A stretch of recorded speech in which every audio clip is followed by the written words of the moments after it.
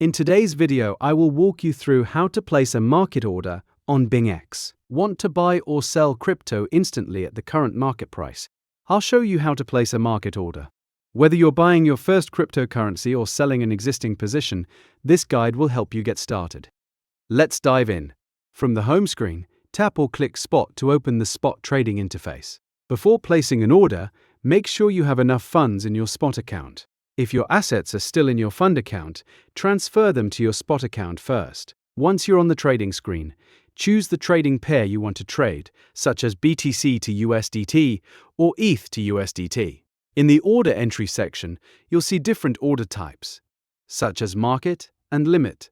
Select market order. A market order tells BingX to execute your trade immediately, using the best available prices currently offered in the market. This order type is ideal if your priority is entering or exiting a trade as quickly as possible, rather than waiting for a specific price. Next, enter the amount you'd like to buy or sell. Depending on the trading pair, you can either enter the amount of cryptocurrency you want to receive, or the amount of USDT or other currency you want to spend. You can also use the percentage slider to quickly choose 25%, 50%, 75%, or 100% of your available balance.